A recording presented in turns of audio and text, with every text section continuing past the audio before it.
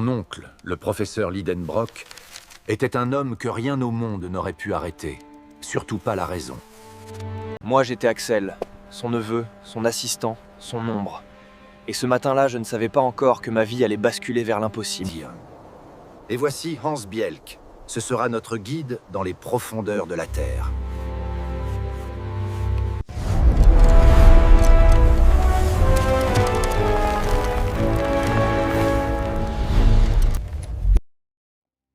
Ça y est, Axel.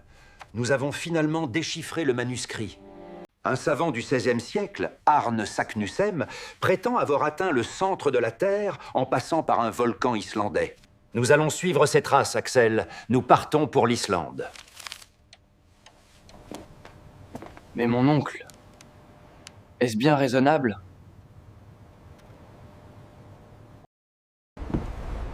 Nous quittâmes Hambourg sans nous retourner, ou presque.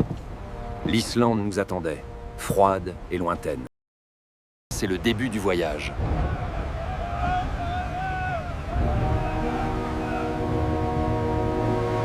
Après un long trajet en bateau.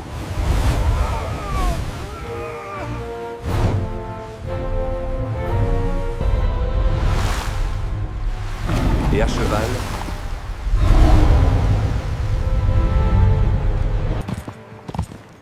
Nous arrivons enfin à Reykjavik.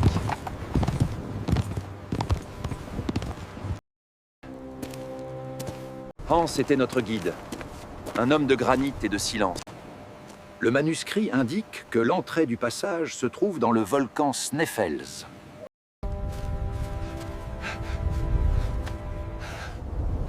Après une nuit de repos, nous sommes partis sur les pentes du volcan. Pendant 3 jours, nous gravîmes ce colosse de pierre et de glace vers la gueule du monde. Le paysage était de plus en plus rocailleux, lunaire.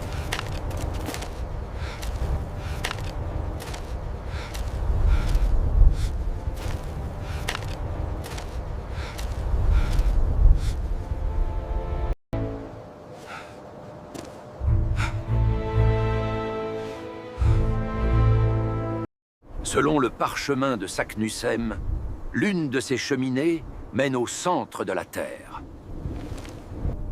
Mais seulement lorsque l'ombre d'un pic rocheux désigne la bonne ouverture.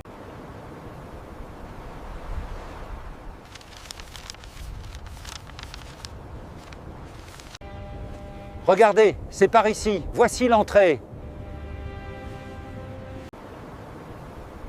Devant nous, les ténèbres. Derrière nous, le soleil du monde. La descente était vertigineuse. Accrochés à nos cordes, nous nous enfoncions dans les entrailles de la Terre.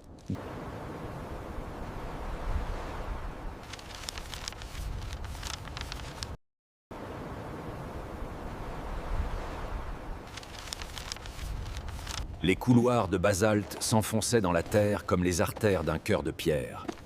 Nous suivions Hans en silence.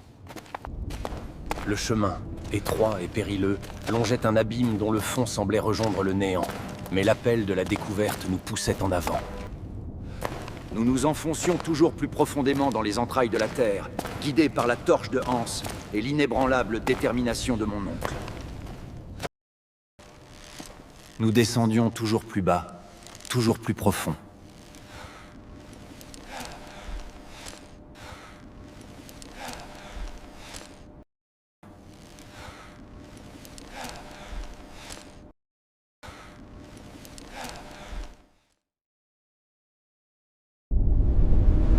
Les jours passaient.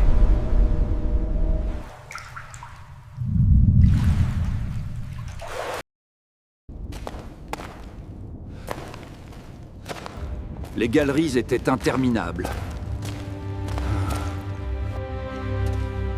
C'est la marque de Saknussemm. Nous sommes bien sur ses traces.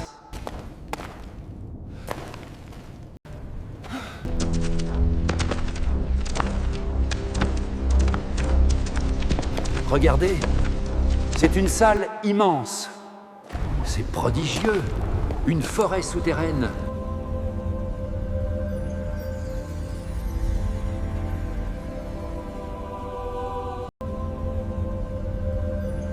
Le professeur ne cachait pas son émerveillement. C'est magnifique. Nous avancions dans cette forêt souterraine. Un spectacle que nul œil humain n'avait jamais contemplé. Et nous n'étions pas encore au bout de nos surprises.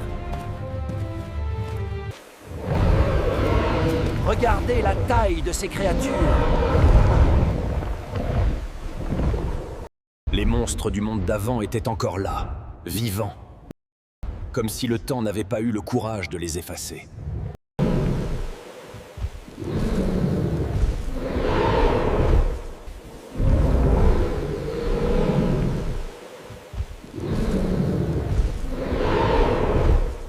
Ne nous attardons pas ici.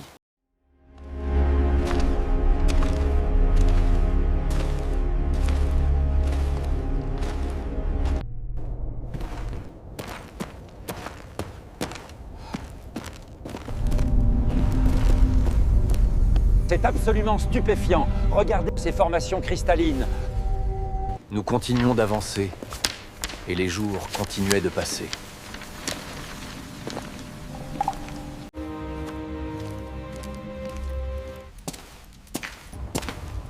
Depuis la veille, la soif tenaillait.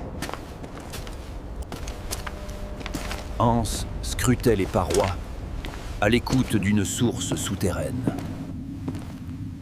Il soulève soudain son bâton et frappe le mur, et de l'eau jaillit. Nous pouvions désormais continuer notre voyage.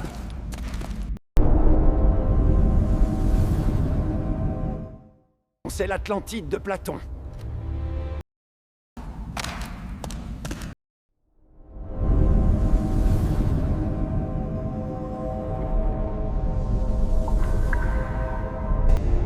C'est extraordinaire. C'était donc vrai.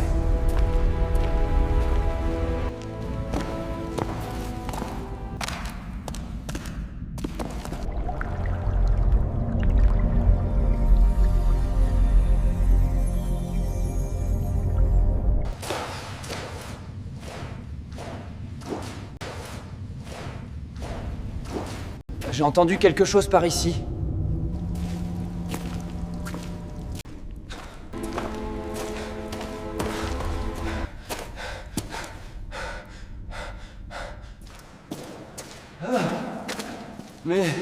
Mais où sont les autres? Je me suis perdu.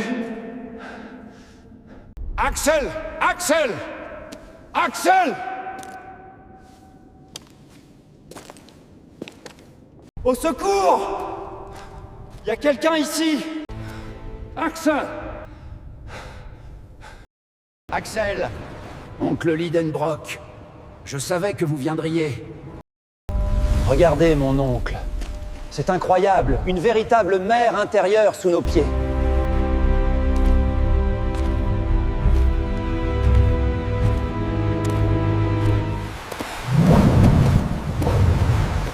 Nous sommes au centre de la Terre, mon garçon.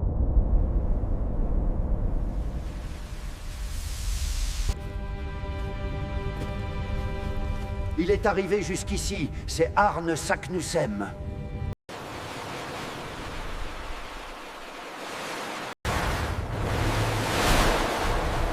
Le chemin était barré. Mais mon oncle, que rien n'arrêtait, regardait déjà ailleurs. Nous devons construire un radeau.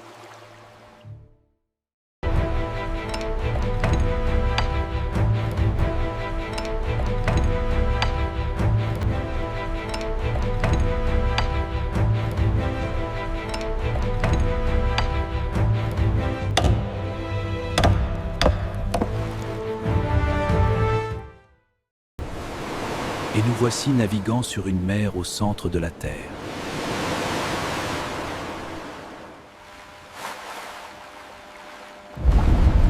Tout semblait calme, mais soudain...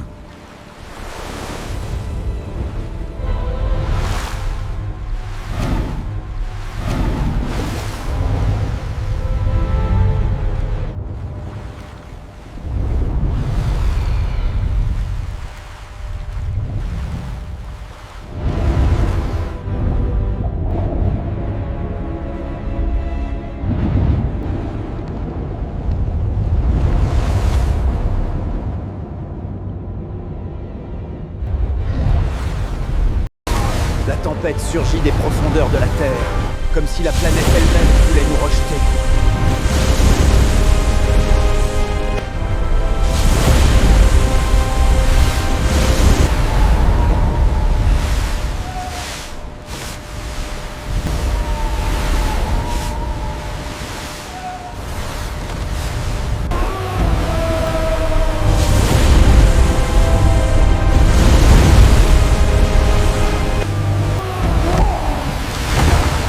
Dieu, un tourbillon!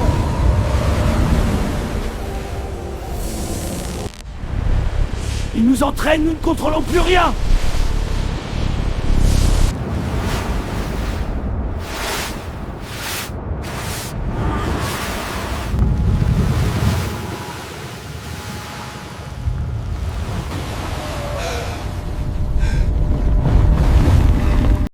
Nous sommes pris dans un courant ascensionnel. Nous sommes transportés vers le sommet du volcan. C'est une éruption majeure. On va s'écraser.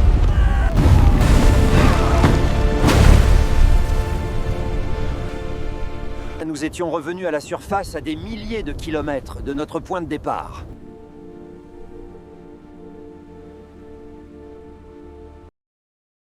C'est le Stromboli. Notre retour n'était pas passé inaperçu. Il était temps pour nous de retourner à Hambourg.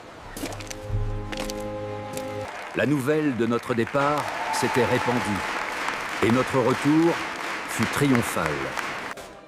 Mon oncle devint une sommité scientifique.